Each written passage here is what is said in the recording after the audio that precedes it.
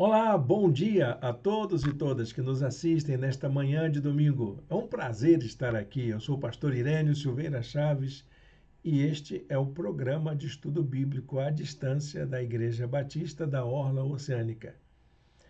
Com muito orgulho, com muito entusiasmo, a gente está aqui para compartilhar a palavra de Deus. Estamos estudando o livro de Provérbios, um maravilhoso conteúdo de sabedoria para a vida. Todos nós precisamos das lições, dos conselhos práticos, de tudo aquilo que Provérbios tem a nos ensinar. Uma aventura, porque esse é um projeto que demanda muito tempo. Então, nós já estamos hoje na nossa 14ª aula, num projeto elaborado para durar 20 aulas.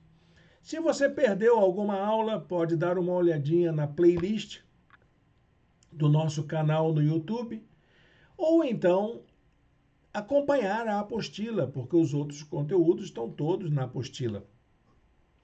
Essa apostila, inclusive, está disponível gratuitamente em nosso blog. Você acessa lá, os endereços estão aqui na descrição do vídeo e você baixa gratuitamente. Para você que está assistindo ao vivo, quero lembrá-la de que essa apostila está sendo elaborada ao longo do curso. Então, a cada semana temos uma lição nova. Então, temos a aula de número 14 hoje e ela está lá também na nossa apostila. Para acompanhar a aula com a apostila, você precisa baixar, mesmo que já tenha baixado de novo. Faz isso. Vai ser uma bênção você acompanhar assim. E vai acompanhando até o final do nosso curso, até a 20ª aula, vai ter atualização das nossas lições, sim. E você vai reparar que as lições que estão por vir, todas elas já estão anotadas com alguns conteúdos indicativos por onde a gente vai trabalhar os temas relacionados ao livro de Provérbios. A nossa aula de hoje é uma aula bastante produtiva. Nós já falamos um pouco sobre alguns desses conteúdos, tanto na aula sobre o conhecimento, quanto na aula sobre a família. O tema de hoje é sobre a educação dos nossos filhos. Vamos para a aula? Coloco aqui para vocês agora a nossa apresentação, onde nós teremos aí os slides, o texto básico para a gente compreender esse importante conteúdo de Provérbios. Aqui, então, nós passamos já para o nosso conteúdo propriamente dito. Aula de número 14, Educação dos Filhos em Provérbios. Eu deixei aqui um texto para a gente pensar, já começar a aquecer as nossas memórias, nosso raciocínio, nosso entendimento. Ouçam, meus filhos, a instrução de um pai. Estejam atentos e obterão discernimento. Provérbios 4:1. Acho que todo pai diz isso para um filho, né? Um pai que ama, um pai que se importa, não só o pai, mas a mãe também, que se importa com o seu filho, vai pedir com insistência: ouça o que eu tenho para dizer. Ouça, fique atento. Eu estou falando coisas que vêm do fundo do meu coração. Tudo que eu falo é por amor a você, é querendo o seu melhor. Mas tem um detalhe que a gente não pode esquecer. O filho não vai obedecer só pelos seus belos olhos. Ainda mais hoje em dia. A garotada está com outra cabeça, com outras formas de pensar, tendo outra compreensão diferente da nossa geração, quando éramos novos, né, quando éramos crianças. Que já era difícil, né? Eu, por exemplo, já tinha muita dificuldade de obedecer minha mãe literalmente. Eu questionava muito, sempre fui muito questionador. Bom, dá para saber, não é? Dá para entender quem me conhece aí como é que eu era quando criança. Mas Há um fator que deve nortear a nossa conduta nessa prática com os nossos filhos, que é o nosso caráter, a nossa maneira de ser, o jeito que somos. Nós precisamos ser exemplo. A nossa autoridade, ela não deve vir pela posição que a gente ocupa, ou pela nossa função, ou pela nossa coerção. Ela deve vir do nosso exemplo, da nossa maneira de ser, nosso modo de vida é que deve falar mais alto. Isso é que o livro de Provérbios vai lembrar para a gente. Então a gente tem aí muita coisa interessante para a gente conversar. Vamos então para o conteúdo propriamente dito da aula. Bom, gente, o livro de Provérbios, ele trabalha muito a educação dos filhos. É uma espécie de uma ênfase marcante em todo o livro de Provérbios. Parece que é um pai dando lição para o seu filho. A tônica é essa. É uma lição de pai para filho. E isso acontece por causa de uma prática. A educação hebraica, israelita, era baseada no exemplo dado pelos pais, no exercício da disciplina praticada a partir do exemplo dos pais. O objetivo da educação das crianças era a formação integral de cada cidadão, de cada pessoa. E isso estava ligado à aprendizagem de valores, de costumes, a questão da fé, né? Como que se acreditava, enfim, era exatamente essa a ênfase do ensino hebraico, ensino israelita. A tarefa de educar era exclusiva dos pais. E desde cedo, desde quando a criança bebê, ali já está começando a aprendizagem a partir da memorização, a partir da prática de mandamentos da lei, da Torá. Então, os pais eram instruídos. Aliás, em Deuteronômio já tem isso, instruir. Manda, inclusive, atar no dedo para lembrar os mandamentos da lei de Moisés. Provérbios 4, 3 e 4 diz isso. Quando eu era menino, ainda pequeno, em companhia de meu pai, um filho muito especial para minha mãe, ele me ensinava e me dizia: apegue-se às minhas palavras de todo o coração, obedeça aos meus mandamentos e você terá vida. Imagina, desde bebezinho está dizendo assim: ó, meu filho, escuta o papai, escuta a mamãe, porque isso é para o teu bem, é para a vida. Você vai viver melhor se você colocar em prática isso tudo. Toda a educação, toda a transmissão de conhecimento eram baseadas na prática da oralidade. Tudo era transmitido pela tradição oral. Pouca gente sabia ler, pouca gente tinha letramento. A tarefa educacional consistia basicamente em aprender coisas que fossem aplicadas no dia a dia, que eu vou chamar aqui de adestramento para a vida. É para você viver melhor mesmo. Não era conteúdo teórico, era conteúdo prático. Esse era o sentido do verbo hebraico shanak, que significa treinar. Eles deveriam aprender. No Provérbios 22, 6, que é um versículo clássico para a educação dos filhos, né? Muitas vezes citado na consagração dos bebês, nas orientações aos pais. Diz assim: instrua, quer dizer, adestre, treine o seu filho, treine a criança segundo os objetivos que você tem para ela. E mesmo com o passar dos anos, não se desviará deles. A família é que era o centro da educação. Não havia escolas, não havia institutos ou centros de formação. A toda a educação, seja judaica, no judaísmo, no período israelita, tudo era feito a partir da família.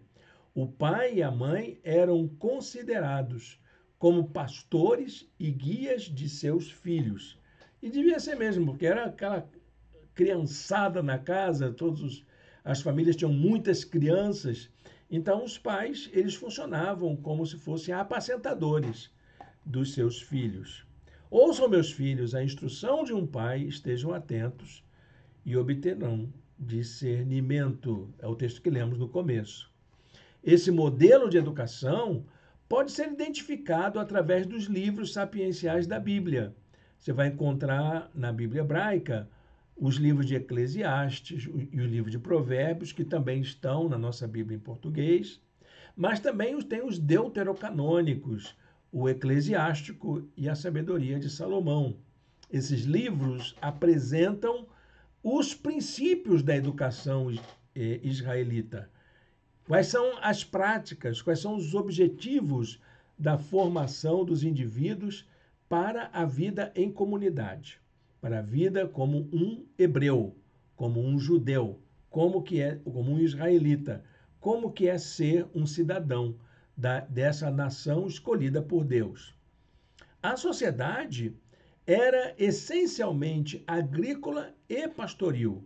Eles viviam da lavoura, do cuidado com o rebanho.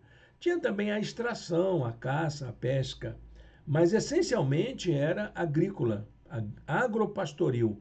O treinamento visava preparar as crianças a aprenderem a lidar com a lavoura, com o cuidado com os animais, a confecção de tendas e habitações, a fabricação de utensílios e ferramentas, mas também a caça e a pesca. Isso era básico na aprendizagem das crianças.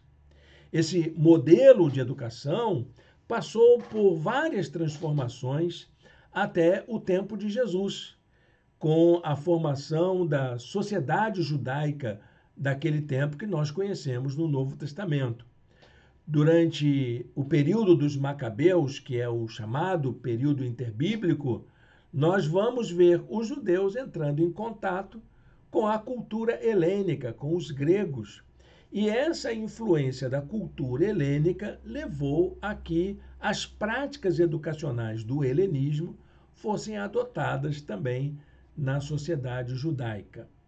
Então, as estratégias de ensino dos gregos, que era baseada na mediação de um pedagogo, então começou a ser praticado. O que é um pedagogo? Pedagogo, em grego, quer dizer aquele que guia a criança pela mão. Interessante, né? Você sabia disso? O que é um pedagogo? É o paidós, o guia da criança, que é aquele que vai pegar a criança pela mão e vai conduzir para o lugar que ela tem que seguir. A educação era o guia de alma, né? Os filósofos tinham isso, o guia, né? O aio, o instrutor era um contratado, era um profissional. Então, a educação dos filhos hebreus era uma ação que deveria ser exercida com amor. Porque era o filho, você está educando o seu filho. Então, ame o seu filho. Mas isso não quer dizer que você seja melífluo, piegas e condescendente. Não é. Amor não é isso. Amor também é agir com firmeza, é dizer a verdade, muitas vezes de forma clara, distinta, objetiva para a criança. E muitas vezes também exercer correção, corrigir os rumos que a criança vem tomando.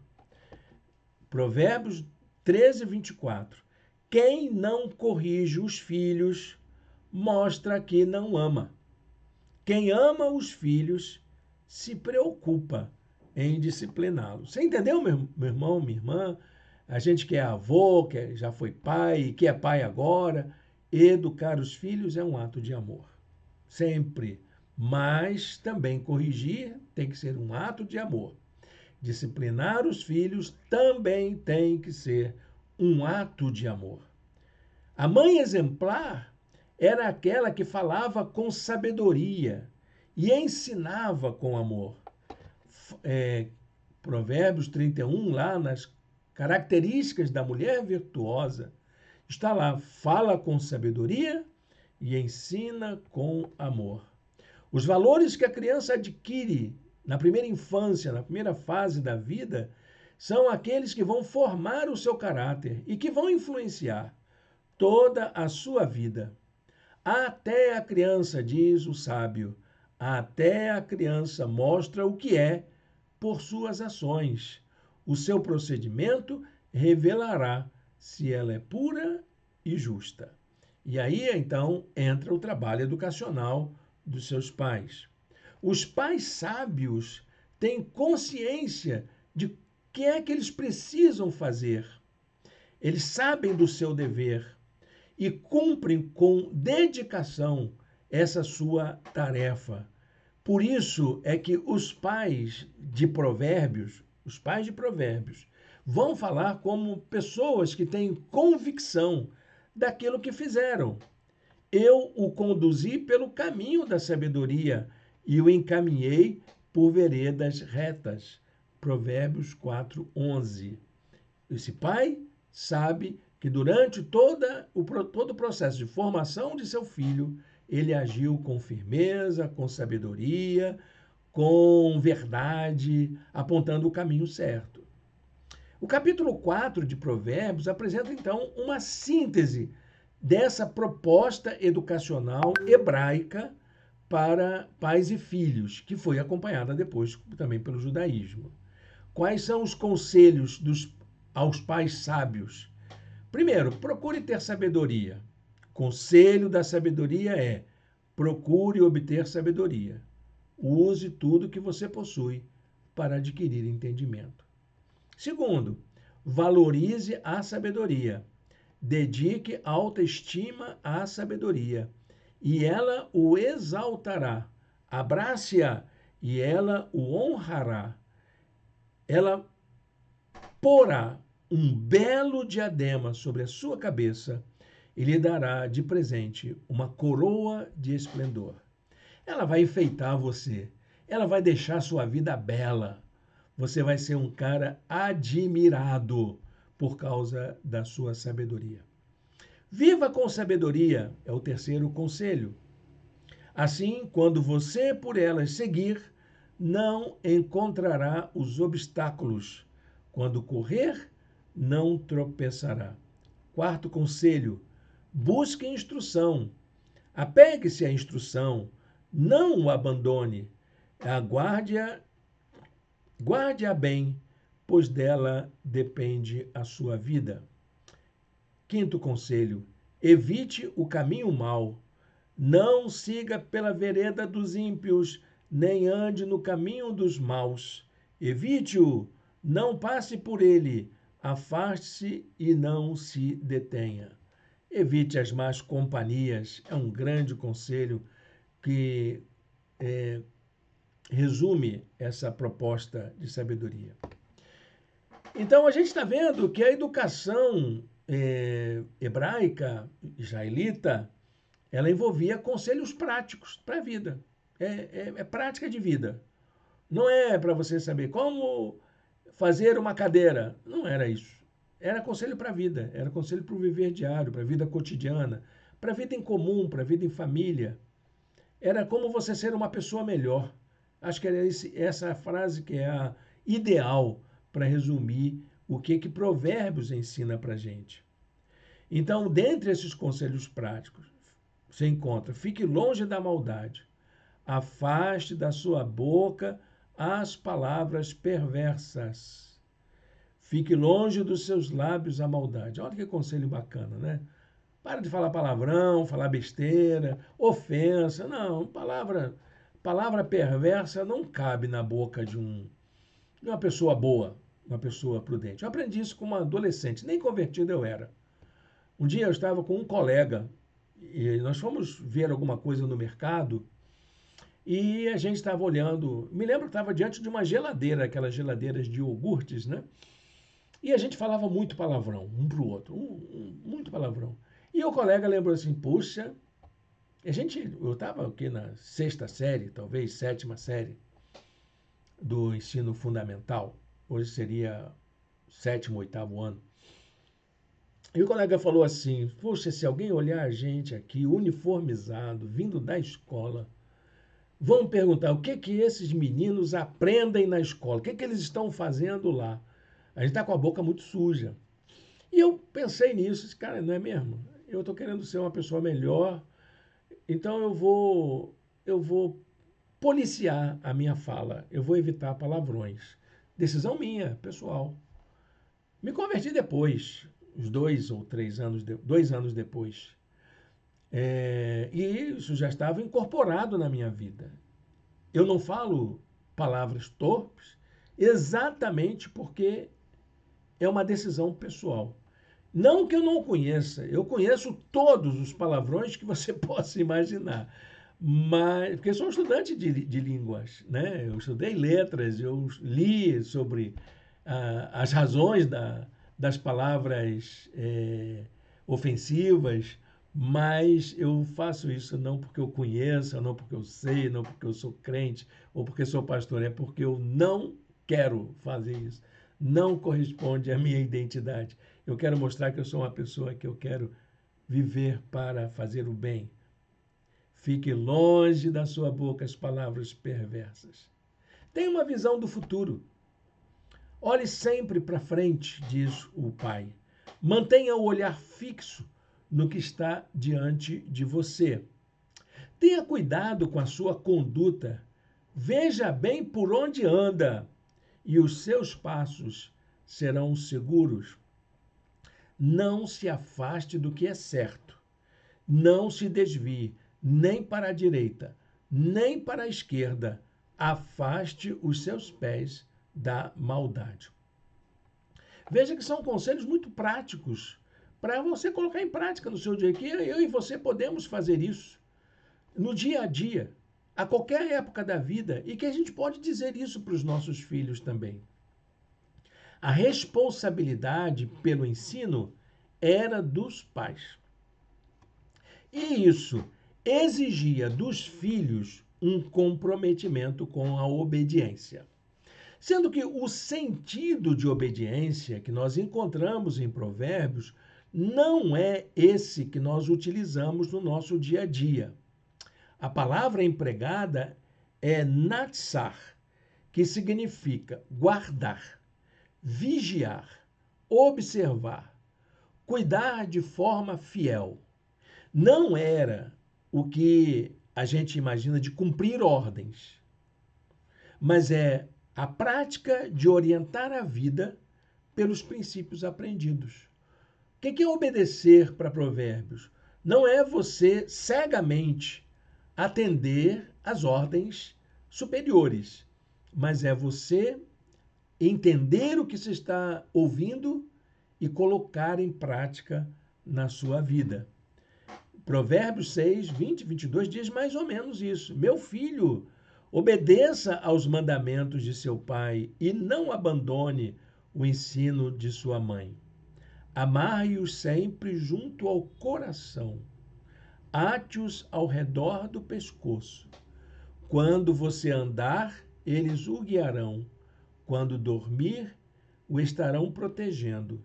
Quando acordar, falarão com você. Sua vida será sempre lembrada desses conselhos que seus pais te deram. A instrução recebida dos pais visava, então, não só a formação de habilidades, de práticas, mas a construção do caráter. Ela tanto servia para a vida íntima quanto para a própria aparência da pessoa, o modo como ela era vista. Provérbios 1, versos 8 e 9. Ouça, meu filho, a instrução de seu pai e não despreze o ensino de sua mãe. Veja que repete, né? Muitas vezes. Presta atenção o que seu pai e sua mãe estão dizendo. Eles serão um enfeite para a sua cabeça, um adorno para o seu pescoço.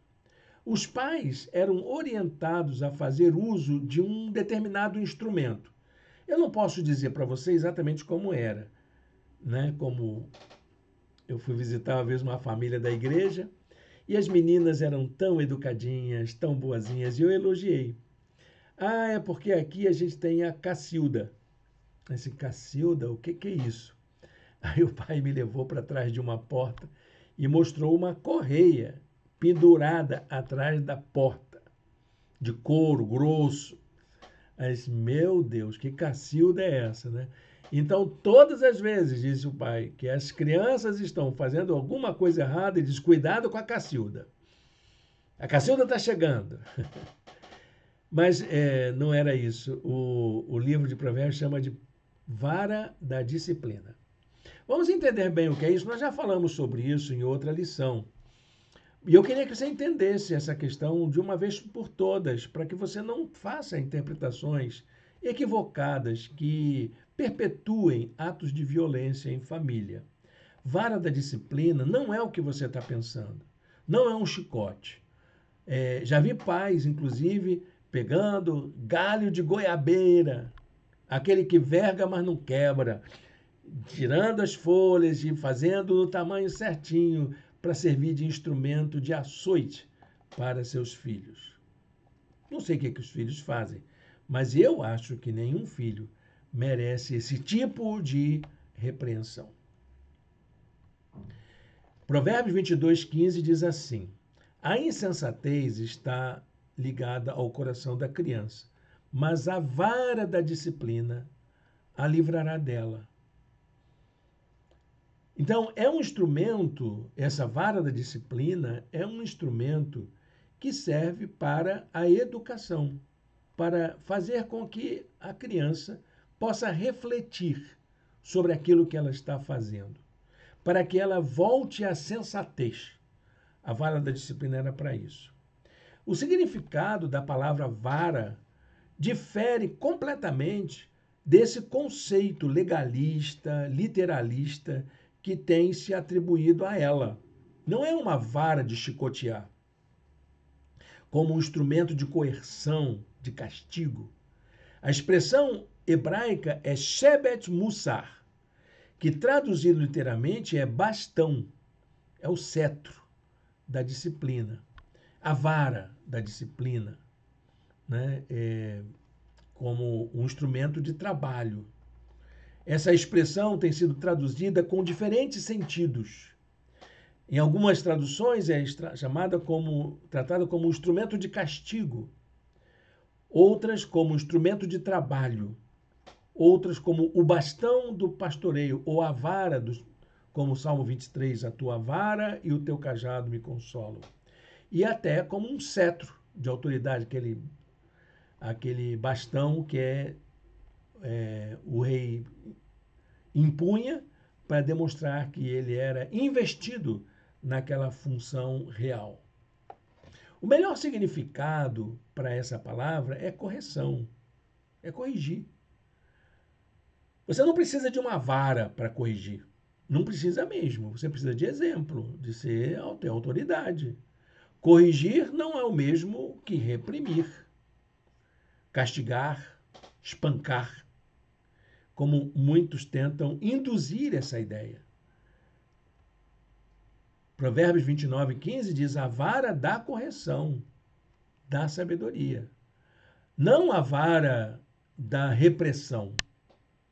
Não a vara do castigo. Não a vara do espancamento. É a vara da correção. A vara da disciplina. Mas a criança entregue a si mesma envergonha a sua mãe. Parece que esse instrumento era para lembrar para a criança que ela ainda não tinha autonomia suficiente para poder definir o que era melhor para ela.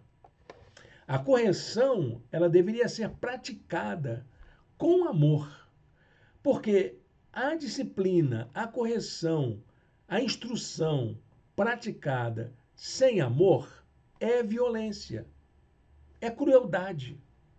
Quando você aplica um ato coercitivo, um ato de correção sem amor, o que você está fazendo é espancamento, é tortura. E nós não queremos isso para os nossos filhos. Isso não quer dizer que você não vai repreender os seus filhos, principalmente quando há os erros graves. A palavra hebraica para essa atitude de corrigir o erro é geará. Olha o que diz. O filho sábio acolhe a instrução do pai, mas o zombador não ouve a repreensão, que é essa ralha, né? Bronca, chamar atenção, é dizer com todas as letras que aquilo está errado. É preciso dizer com firmeza e com autoridade. O castigo, ele era uma prática muito comum e até normalizada pelos israelitas. Inclusive, no ambiente familiar, o castigo era muito comum. Era resultado de um julgamento na família e que era sentenciado ali na própria família. E muitas vezes esse sentenciamento significava receber açoites, chibatadas. Era assim, era um sistema jurídico interno da família em que estabelecia-se o julgamento e a sentença aplicada era uma série de açoites. Esse era o castigo daquela época. Os castigos, diz Provérbios, estão preparados para os zombadores e os açoites para as costas dos tolos. Então você tinha tanto o castigo de retenção de algum privilégio, mas também tinha a prática dos açoites. Era comum isso, era uma prática normalizada. O castigo era praticado na sociedade em várias situações. Para você saber mais sobre essa questão do castigo, nós não vamos fazer um estudo sobre castigo aqui, tá bom? Não vale a pena. Mas você quer saber, dá uma olhadinha nos versículos que estão aí, várias situações em que o castigo é aplicado. A intenção era a correção. Então, toda a correção, toda a repreensão dos filhos seria o resultado, não do castigo, mas de uma disciplina formativa. Era esse o desejo. Era o produto final de todo o trabalho corretivo. Exercer disciplina formativa. Provérbios 19, 18. Discipline seu filho, pois nisso há esperança. Não queiras a morte dele. Em pai que coloca em prática literalmente aquela orientação de Levítico. Não sei quanto, nem quero saber. Que diz que um filho rebelde e contumaz, ele deve ser levado para fora da casa e chamar os vizinhos para apedrejar esse filho rebelde, contumaz, até a morte. Você faria isso com seu filho? Eu não faria nunca, por pior que ele fosse. Não é verdade? Acho que ninguém faria isso. Eu não quero a morte dos meus filhos. E não quero a morte dos filhos de ninguém. Não quero a tortura de ninguém. Não gostaria de saber disso. Então, mas discipline, não deixa de disciplinar. A correção tem, então, uma função pedagógica que visa a formação integral da pessoa. Quem ouve a repreensão construtiva. Interessante esse versículo fala da repreensão construtiva. Terá lugar permanente entre os sábios. No capítulo 23, versos de 13 a 28, nós vamos encontrar algumas orientações de como educar os seus filhos. Veja bem. Primeiro, eduque com firmeza. Firme. Vai dizer que é verdade até o final.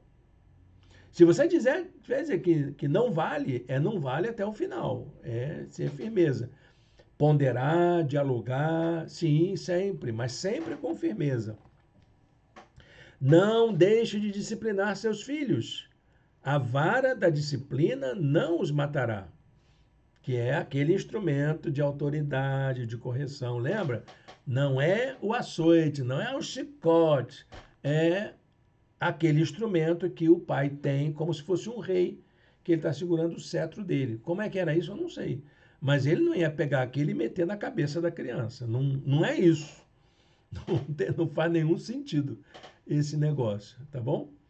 Então, sim, a vara da disciplina pode muito bem salvá-la da morte. Saquei, meu filho, olha quem sou eu, é o seu pai que está falando.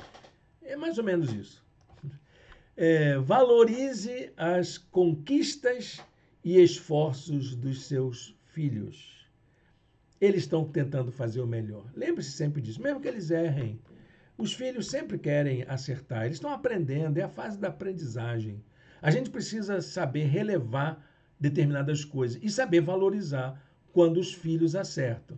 Educar com firmeza para evitar o erro, mas também honrar os filhos por causa das suas conquistas. Meu filho, se o seu coração for sábio, o meu coração se alegra. Não é isso?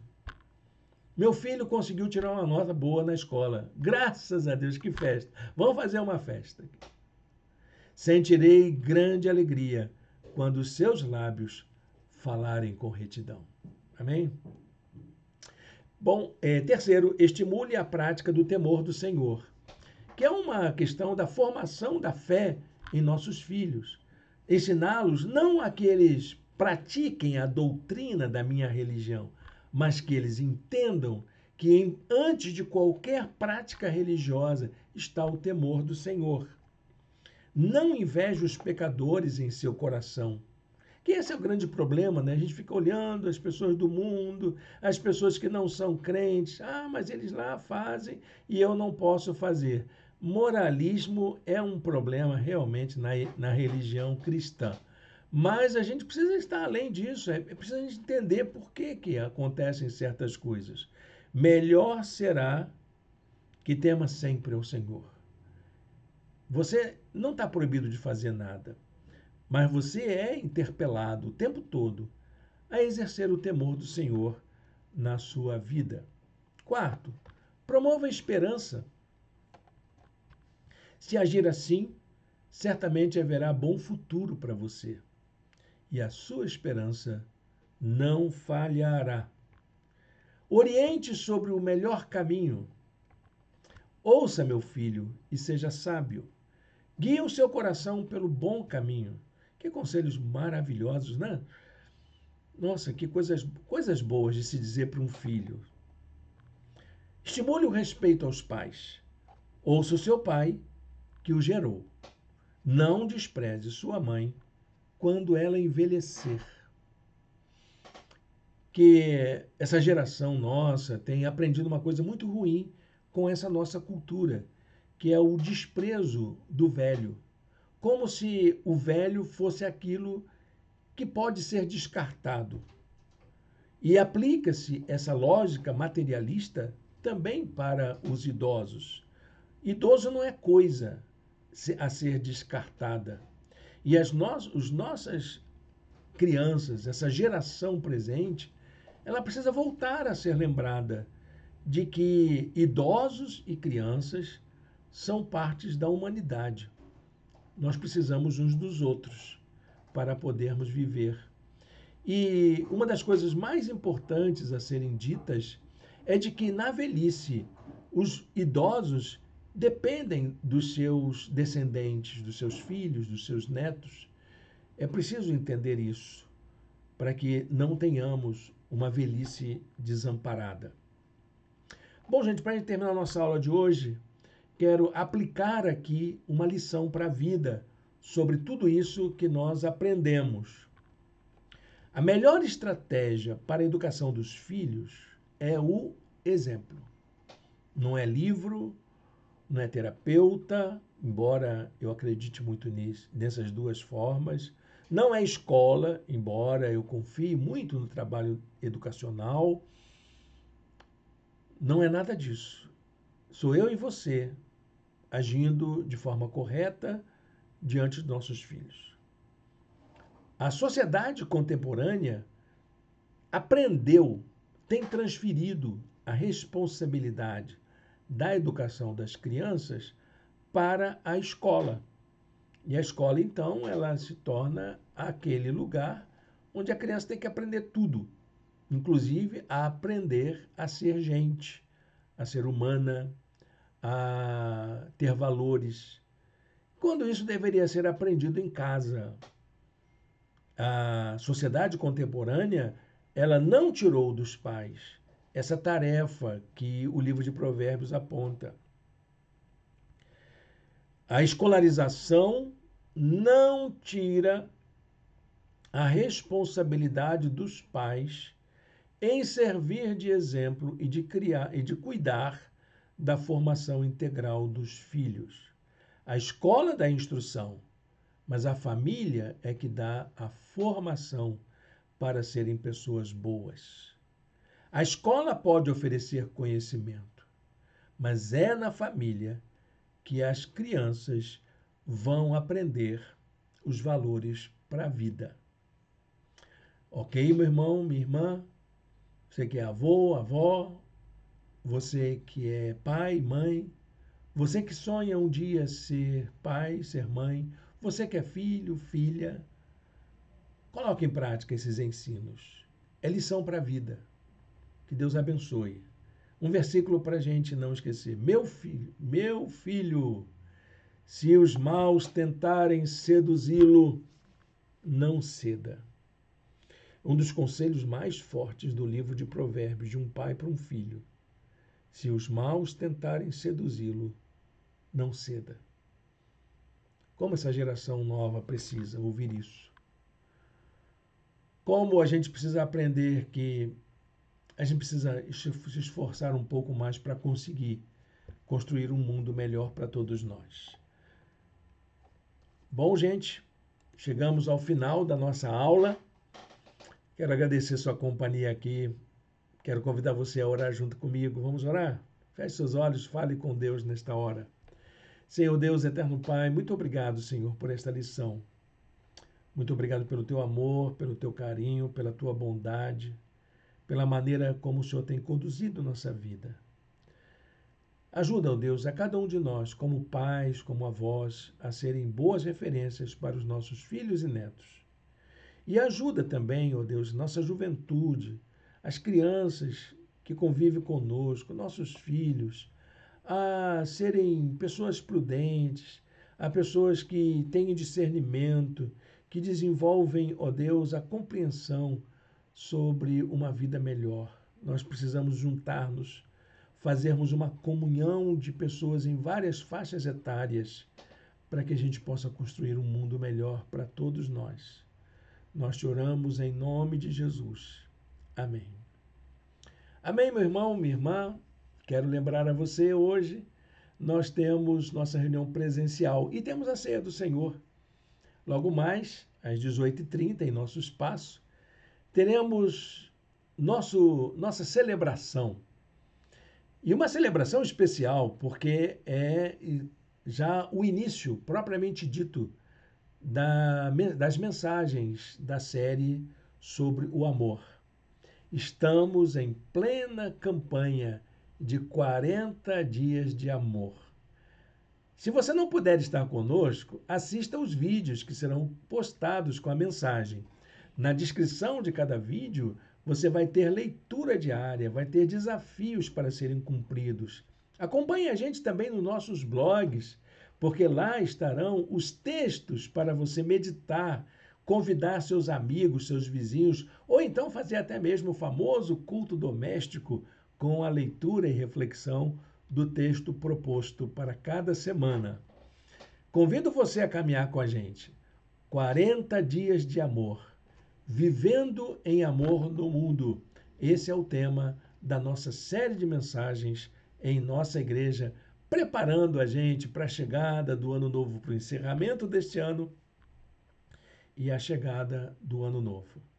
Deus o abençoe, Deus abençoe. Um bom domingo na presença do Senhor.